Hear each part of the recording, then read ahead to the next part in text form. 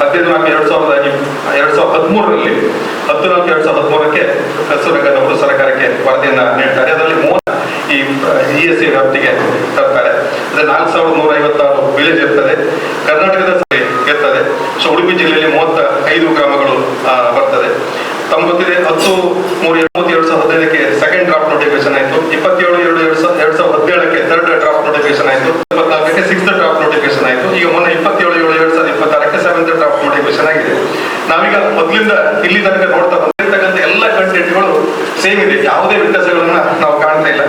ಈಗ ಸಂಬಂಧಪಟ್ಟ ವಿಶ್ವಾಸ ತಗೊಂಡು ಮಾಡಬೇಕನ್ನೋದನ್ನು ಫಾಲೋ ಮಾಡಿಲ್ಲ, ಪ್ರೋಟೋಕಾಲ್ ಫಾಲೋ ಮಾಡಿಲ್ಲ. ಅಂದರೆ ನಾವು ರೈತರನ್ನು ಕತ್ತಲಲ್ಲಿ ಇಟ್ಟಿದ್ದಾರೆ. ಕಸ್ತೂರಿರಂಗನ್ ವರದಿ ಏರಿಯಾ ಅದು ಕೂಡ ಜಿಲ್ಲಾ ಕಮಿಟಿ, ರಾಜ್ಯ ಕಮಿಟಿ, ಗ್ರಾಮ ಕಮಿಟಿ ಮಾಡುವಾಗ ನಮ್ಮ ರೈತರನ್ನು ಕತ್ತಲಲ್ಲಿ ಇಟ್ಟಿದ್ದಾರೆ.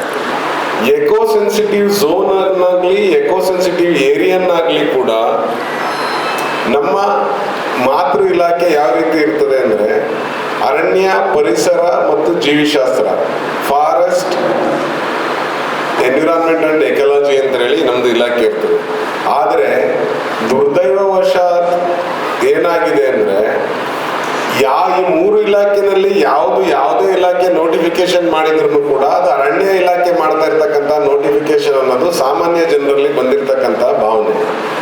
ಈ ಬಗ್ಗೆ ನಾವು ಹಿಂದಿನ ಸಭೆಯಲ್ಲೂ ಕೂಡ ನಾವು ಹೇಳಿದ್ವಿ. ಎಕೋ ಸೆನ್ಸಿಟಿವ್ ಏರಿಯಾ ಅಂತೇಳಿ ಏನು ನೋಟಿಫಿಕೇಶನ್ ಹೊರಡಿಸ್ತಾ ಇದ್ದಾರೆ, ಅದು ನಾನು ಉದಯ ಶೆಟ್ಟರಲ್ಲಿ ಕೂಡ ವೈಲ್ಡ್ ಲೈಫ್ ಫಾರೆಸ್ಟ್ಗಳು ಇರುವುದಿಲ್ಲ.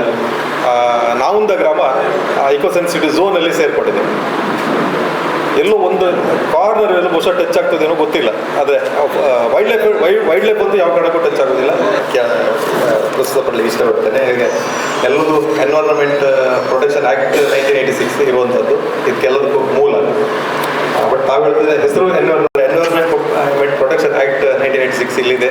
ಈಗ ಸಂಬಂಧಪಟ್ಟಾಗೆ ಇಲಾಖೆಗಳು ministry of forest, ministry of environment and forest ಅದು ಮಂತ್ರಾಲಯ, department of forest and wildlife government of India. ಬಹುಶಃ ಈ ಎರಡು ಇಲಾಖೆಗಳು ಜಂಟಿಯಾಗಿ ಎನ್ವೈರನ್ಮೆಂಟ್ ಪ್ರೊಟೆಕ್ಷನ್ ಆ್ಯಕ್ಟಲ್ಲಿ ಯಾವುದೇ ಕಾರಣಕ್ಕೆ ವೈಲ್ಡ್ ಲೈಫ್ ಇರ್ಬೋದು, ಫಾರೆಸ್ಟ್ ಇರ್ಬೋದು, ಈ ಇಲಾಖೆ ಅದರಿಂದ ಹೊರತಾ ಇಲ್ಲ, ಅದರ ಒಳಗೆ ಇದೆ. ಮತ್ತು ಇಂಪ್ಲಿಮೆಂಟಿಂಗ್ ಏಜೆನ್ಸಿ ಕೂಡ 2014ರಲ್ಲಿ ಜಿಲ್ಲಾ ಮಟ್ಟದ ಕಮಿಟಿ ಮಾಡಬೇಕಂತ ಬಂದಿದೆ. ಆವಾಗ ನಾನು ಸಹ ಜಿಲ್ಲಾ ಪಂಚಾಯತ್ ಸದಸ್ಯನಾಗಿದ್ದೆ. ಆವಾಗ ಜಿಲ್ಲಾ ಮಟ್ಟದ ಕಮಿಟಿಯನ್ನು ಸಹ ಮಾಡಿದ್ದಾರೆ ಸ್ವರ್ಗೀಯವರು ಉಸ್ತುವಾರಿ ಮಂತ್ರಿಗಳಿರುವಾಗ. ಬಟ್ ಒಂದು ಮೀಟಿಂಗ್ ಆವಾಗ ಆಗಲಿಲ್ಲ. ಅದನ್ನು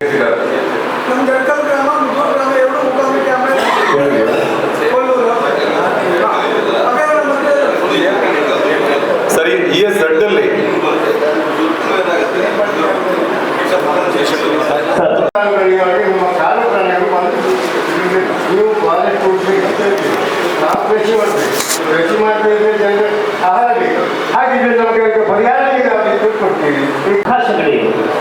ಹಿರಿಯ ಅಧಿಕಾರಿ ಆದ್ದರಿಂದ ನಾವು ನಿಮ್ಮಲ್ಲಿ ಕೇಳೋದು, ಜನವಸತಿ ಪ್ರದೇಶವನ್ನು ಕೈಬಿಟ್ಟು ಸರ್ಕಾರಕ್ಕೆ ಕೇರಳ ಮಾದರಿಯಲ್ಲಿ ಇನ್ನೂ ನಾವು ಮಾಹಿತಿಯನ್ನು ಅಥವಾ ಸರ್ಕಾರಕ್ಕೆ ವರದಿಯನ್ನು ಸಲ್ಲಿಸೋಣ. ಇದರಿಂದ ನಮಗೆ ಜನವಸತಿ ಪ್ರದೇಶದಲ್ಲಿ ಇರ್ತಕ್ಕಂತಹ ಈ ಎಲ್ಲ ಗ್ರಾಮಗಳಲ್ಲಿ, ಉಡುಪಿ ಜಿಲ್ಲೆಯಲ್ಲಿ 35 ಗ್ರಾಮಗಳಲ್ಲಿ ನೋಡಿದ ಹಾಗೆ ನಮಗೆ ಈ ಉತ್ತಮ ಸಂಸ್ಕಾರಯುತ ಶಿಕ್ಷಣದೊಂದಿಗೆ VSS English medium CBSE school Udupi Muddur.